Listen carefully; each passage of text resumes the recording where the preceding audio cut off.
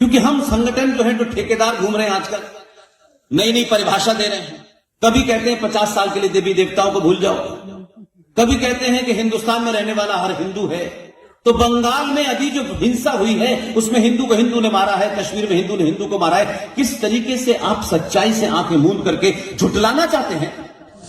अगर कुछ लोगों ने बेच दिया है तब भी इस देश के जन सामान्य का जमीर अभी जिंदा है कि वो उठ खड़ा होगा।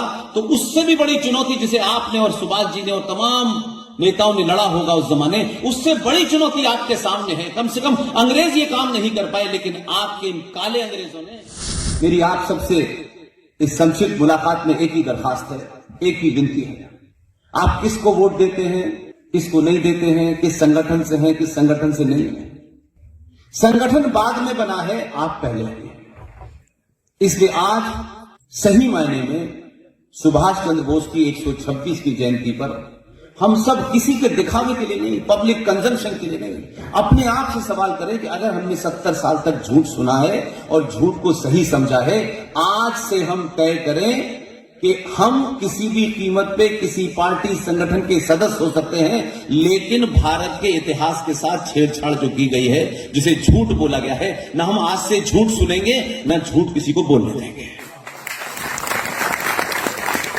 और इस सच की ताकत देखिए, एक आध बदलाव नहीं हुआ है, लगातार बदलाव हो रहे हैं। जो सत्ताएं सुभाष चंद्र बोस को मरा हुआ घोषित कर रही थी, सत्ता आपने बदली, उसी सत्ता के प्रधान ने उसी लाल किले से खड़े होकर के, उसी लाल किले पे जाकर के नेताजी सुभाष चंद्र बोस की वो जो एक ख्वाहिश थी, तो उनकी एक तमन्ना थी कि आजाद हिंद फौज के सिपाही कदम ताल करते हुए दिल्ली की तरफ जाएं और लाल किले पे झंडा फहराएं।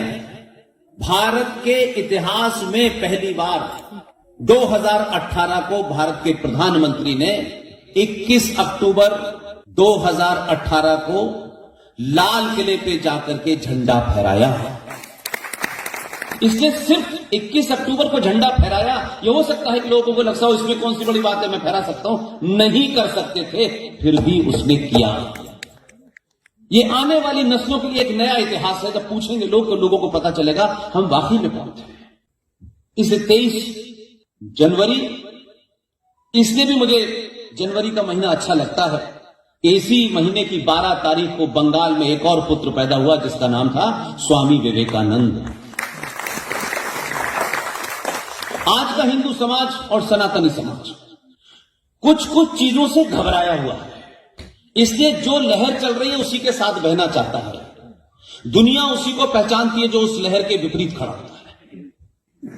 सुभाष चंद्र बोस के 14 भाई बहन थे, सुभाष जी का 9वां नंबर था।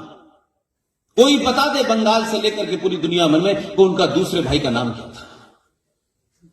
तो 14 में से 13 को कोई नहीं जानता। और खुद स्वामी विवेकानंद 9 भाई बहन थे। और आज आपकी समस्या यह हो गई है कि सुभाष से ज्यादा, स्वामी जी से ज्यादा आप संपन्न हैं, तब भी 2 बच्चे नहीं पल रहे आपसे।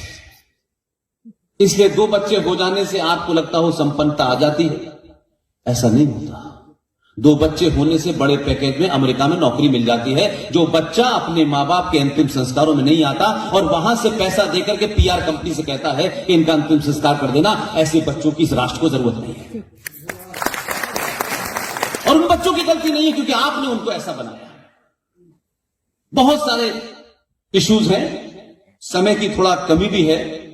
चाहता तो मैं था कि ये प्रोग्राम और थोड़ा पहले शुरू होता।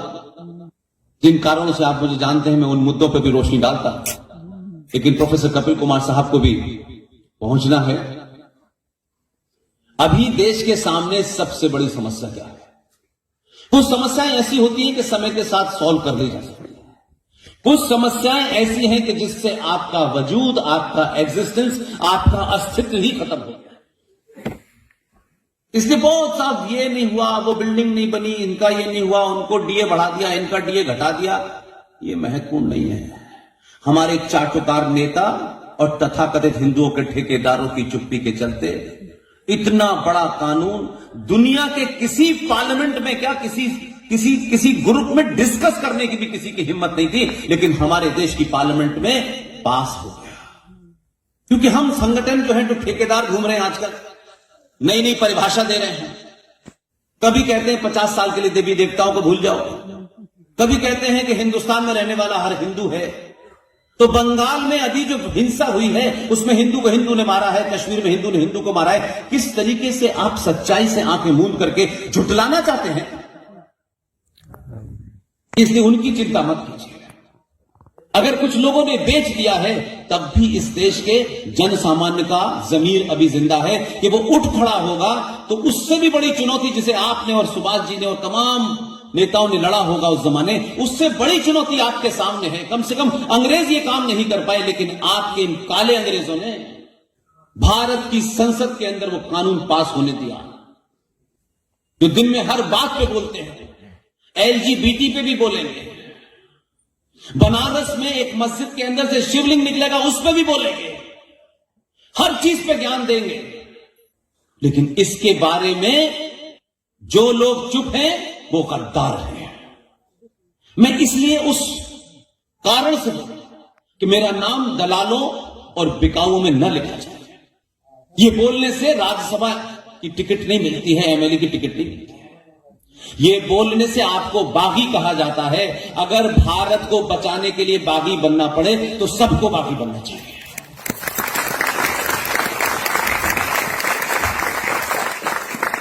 1995 में एक कानून को अमेंड करा गया। उसके इतिहास में नहीं जा रहा, समय का मैं कट शॉर्ट में बताना चाहता हूं। और 95 में उस कानून के अंदर 2 सेक्शन जोड़े गए और 2013 को भारत की संसद में रख के उसे पास करके कानून बना दिया गया। आप सत्ता में नहीं थे, कोई बात नहीं है, लेकिन गिनती में 117 थे। मेरा दावा है कि एक MP अगर इस देश में 5-5 सभाएं करता तो आज मुझे यह बोलना नहीं पड़ता। वो नहीं चाहते कि आपको पता चले, और ऐसे हजारों कुकर्म हो रहे हैं वो पता नहीं, आपको नहीं बताना चाहते। वो कहते बस सब अच्छा है, अच्छा नहीं है। 1995 में एक कानून को अमेंड किया गया। उस कानून में 2 सेक्शन डाले गए, सेक्शन 40 और 35, और उसके बाद 2013 में संसद में पास हो गया। अब पास होने की मुझे पता नहीं कि विपक्ष में बैठने वालों ने क्या दलाली की थी, मैं नहीं जानता। वो कानून ये कहता है, उस कानून का नाम है वक्फ प्रॉपर्टी एक्ट। वक्फ प्रॉपर्टी में कहा गया कि वक्फ बोर्ड नाम की एक प्राइवेट संस्था है जिसमें काम करने वाला आदमी पब्लिक सर्वेंट कहलाएगा, और उसमें वो छोटे भाई का पजामा बड़े भाई का कुर्ता पहने हुए 2 बेवकूफ किस्म के लोग ये कहेंगे कि ये जो हॉल है ये वक्फ की प्रॉपर्टी पे बना है। तो एक सामान्य नागरिक, इस देश का कानून मानने वाला नागरिक, वो यही कहेगा कि भाई तुम्हारे कहने से क्या होता है, इसके कागज मेरे पास हैं। लेकिन संसद में जो कानून पास हुआ है उसके तहत जिसके पास इसके कागज हैं वो न हाई कोर्ट जा सकता है न सुप्रीम कोर्ट जा सकता है। और कानून के तहत यह पास हुआ है कि वक्फ बोर्ड के 2 जाहिल मुसलमान ये कहते कि ये हॉल उनका है क्योंकि ये वक्फ की जमीन पे बना हुआ है, तो कानूनी तौर पे उनको कागज नहीं दिखाने हैं।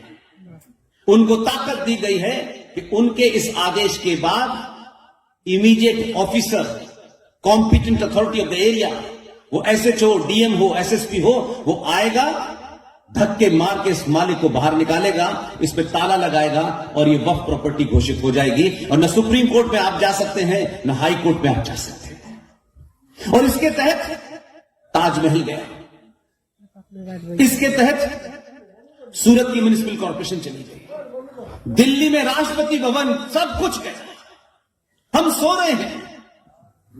आंध्र प्रदेश हाईकोर्ट के जज का यह ऑब्जर्वेशन है कि भारत में सबसे ज्यादा भूमि रेलवे के पास है, उसके बाद डिफेंस के पास है, तीसरे नंबर पे वक्फ के पास है।